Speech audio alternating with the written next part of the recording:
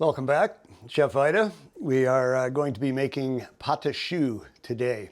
Pâte choux is the foundation for cream puffs, eclairs, and several other classic French pastries. The technique is a little bit different from some of the other ones we've been using in that part of our mixture is cooked before adding the eggs and having it go into the oven to be baked finally. Pâte choux is very interesting. So what we're going to start out with is making what they call a roux, which will be our liquid. In this case, we're using water. We could use milk. We could use a combination of milk and water, depending on the style of crust that we're looking for. Water will give us a crispier crust. Milk will give us a softer, browner crust because of the proteins involved. So we are going to add the water to our pot. Going to begin bringing that to a boil. I'm going to include with this our butter.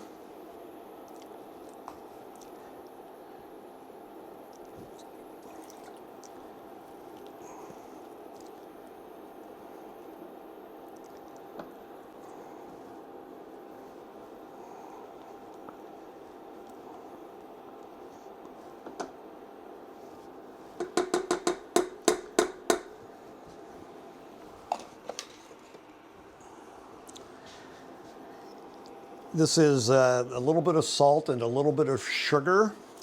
The sugar will help with browning, give a little bit of flavor, and the salt is for obvious for flavor as well. And these are both the same, it's flour.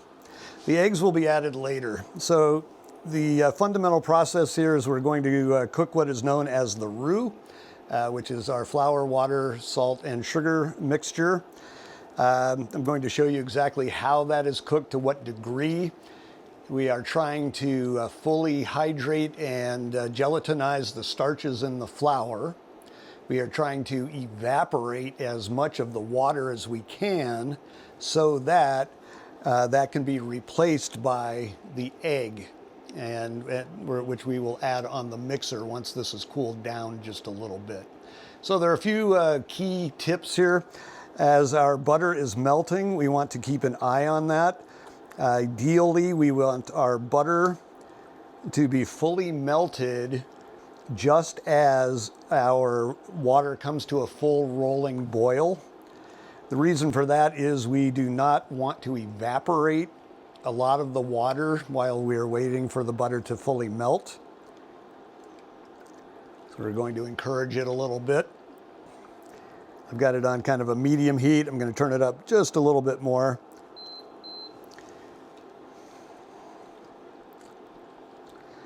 So the process here is pretty simple.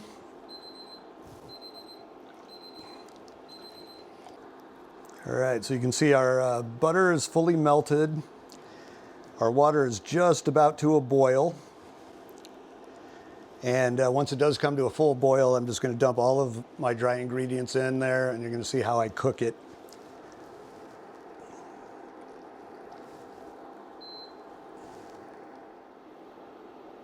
So you'll notice there is no additional leavening in this formula.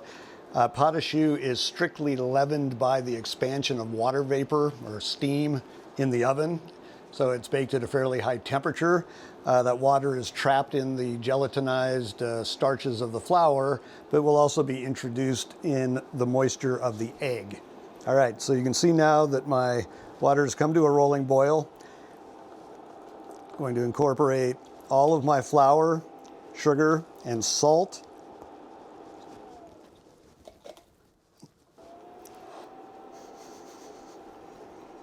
And we're going to cook that carefully over a relatively low heat, making sure everything is fully hydrated again, as I have mentioned before.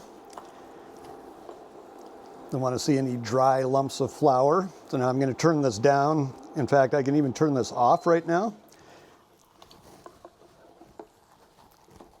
Just make sure that that's very well cooked.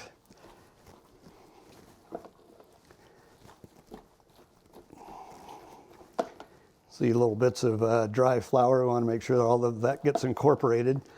But you can see we're evaporating a lot of steam here, and that's important because the more steam we can evaporate, that means the more egg can go in here and give us better, thinner walls on our eclairs, and higher volume, and a more open structure for filling with pastry cream later.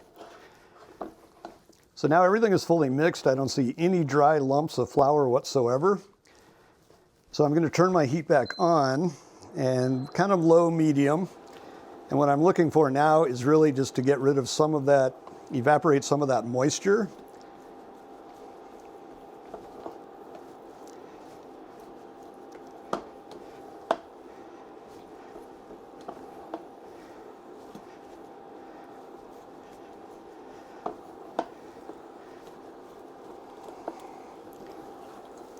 Okay, you can hear it a little bit. It's starting to form a film on the very bottom of the pan here. I don't know if you can see that, but that is a good indicator that things are starting to go the right way. We want that film to develop, and that's an indicator that our roux is almost appropriately cooked. Let it go just a hair longer. I like to push it just a little bit further than some may, but I just want to maximize the potential for adding eggs to this. All right, and that's it. So I'm going to turn that off, and then this is going to go directly into my mixer with a paddle.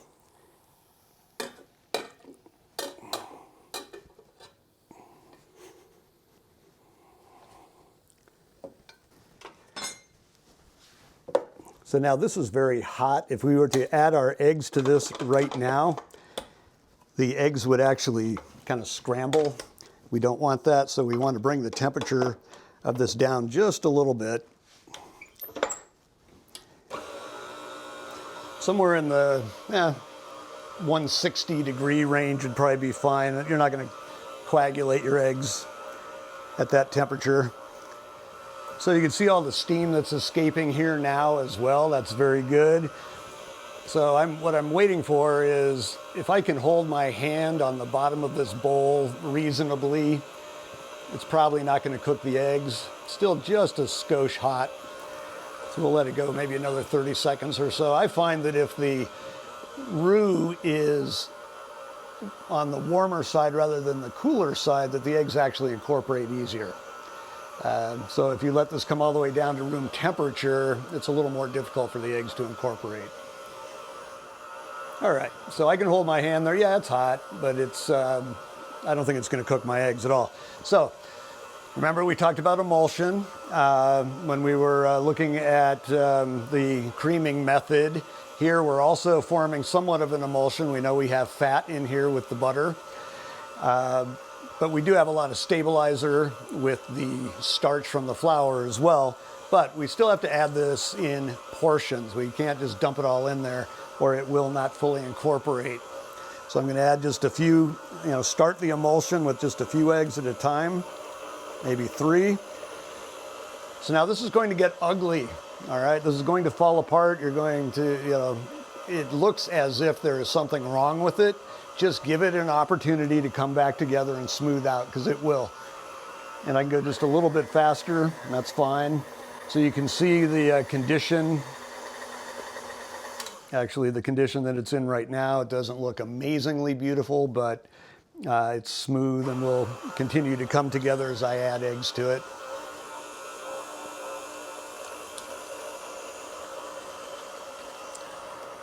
So this is the process. Add eggs, it falls apart, give it an opportunity, it'll come back together. Now, one of the things that's important about pâte à choux is that you use a higher protein flour like bread flour to hold the structure, to keep that steam as that is expanding in the oven. And again, you can see how this has come back together again.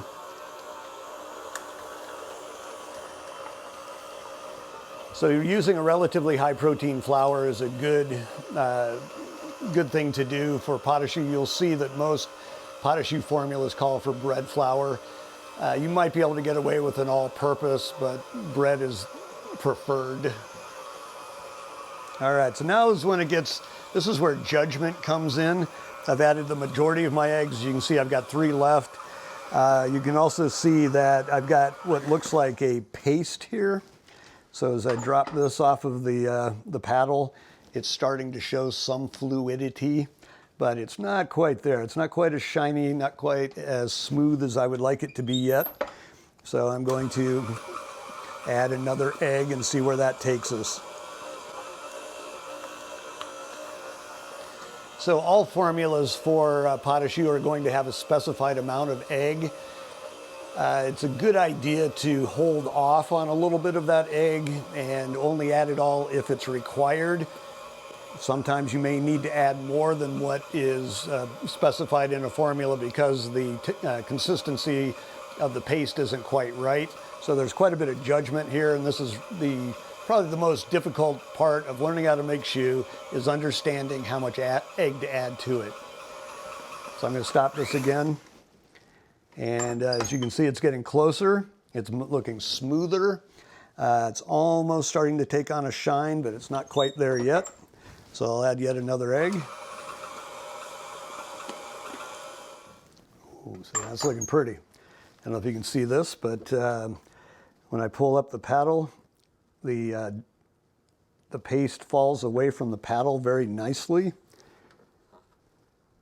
It slumps. If you look at it, it looks shiny. And I can also do what we call a kind of a bridge test, which is where if I put a little bit between my thumb and forefinger and I give it a good stretch, look at that. So that's a happy pot au choux. That's exactly what we're looking for. All right. So now we're going to pipe it out into eclairs and bake it. We're going to continue on with our pot au choux. We are going to pipe it into 2 different shapes. We'll do some small eclairs and some what we call profiteroles, which are small cream puffs.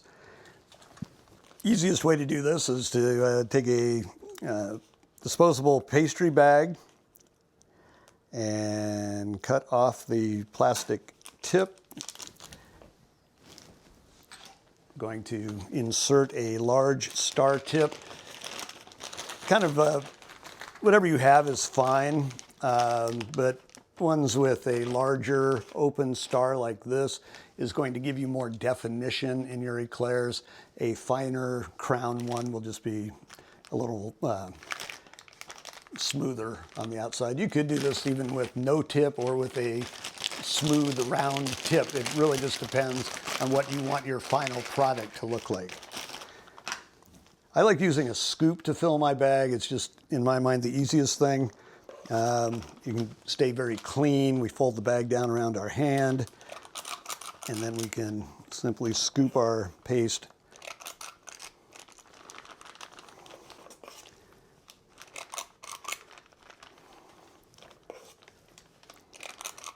Now, one of the tricks anytime you're filling a pastry bag is not to overfill it.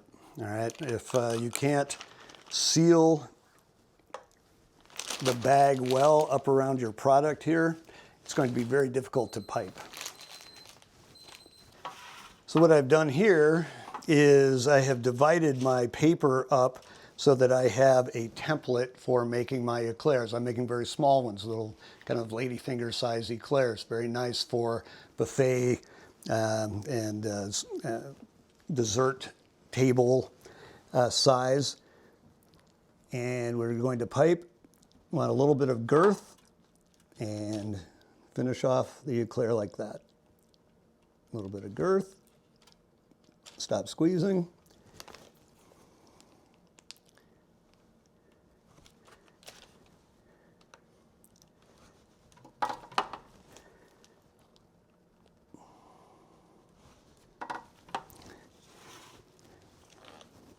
Do that again.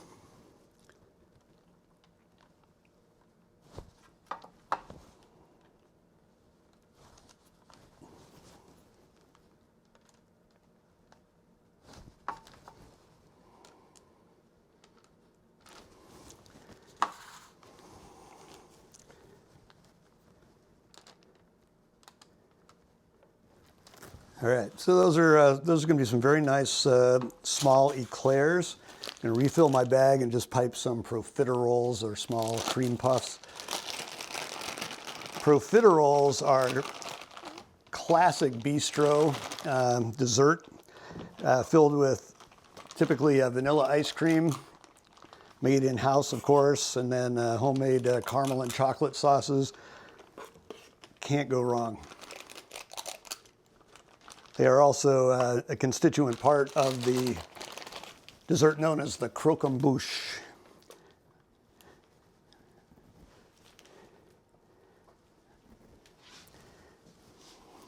So I always like to work with the tray close to me.